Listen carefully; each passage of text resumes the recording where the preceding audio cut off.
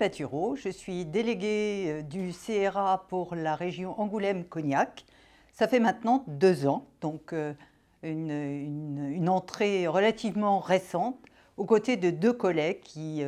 eux, ont plus d'ancienneté dans la fonction. Et donc, je profite aussi de cette ancienneté et puis de leur vécu au sein du CRA pour répondre aux préoccupations tant des cédants que des repreneurs. La raison, elle est simple, c'est que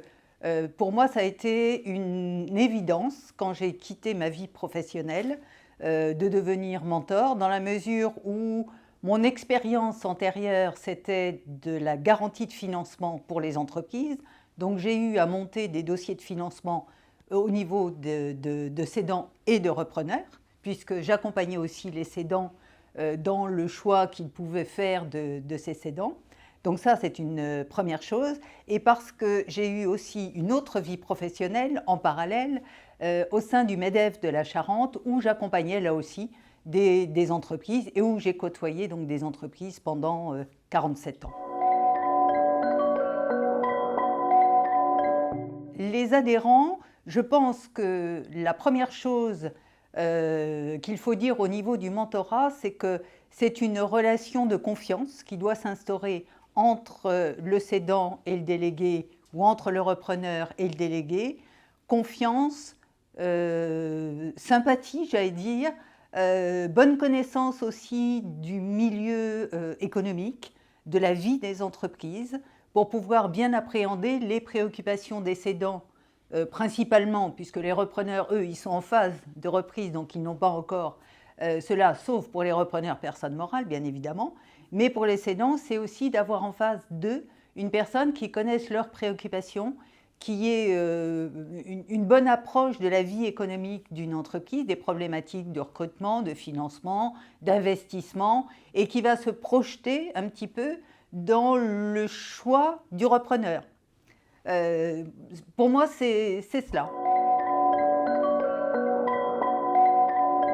Le quotidien, j'allais dire que c'est le matin, allumer l'ordinateur, regarder dans la messagerie s'il y a des messages, des dossiers à envoyer à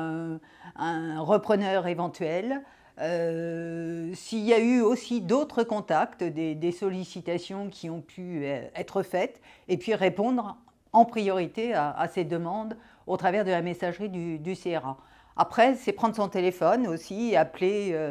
les uns et les autres, les délégués aussi, les autres délégués, puisque, comme je l'ai dit tout à l'heure, nous sommes 3 et nous échangeons donc régulièrement sur les dossiers que nous avons à traiter.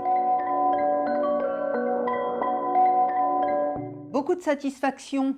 lorsqu'il y a des dossiers qui aboutissent,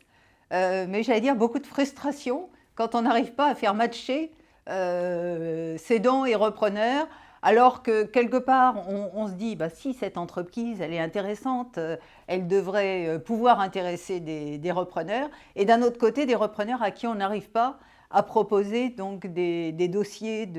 d'entreprise, parce que peut-être leur recherche est un petit peu trop restreinte. Donc après, c'est à nous aussi de revenir vers eux, de revoir leurs propositions, leurs annonces, d'en rediscuter avec eux en disant voilà, la valorisation peut-être que vous avez faite de votre entreprise compte tenu des circonstances économiques est un peu élevée, ou votre profil de repreneur que vous avez défini n'est peut-être pas tout à fait le bon. Et puis pour les repreneurs, de dire élargissez peut-être aussi votre champ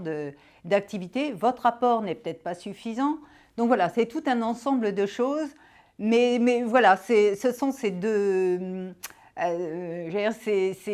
choses qui, au travers de ma vie de mentor, ressortent, de la frustration, mais aussi beaucoup d'enthousiasme.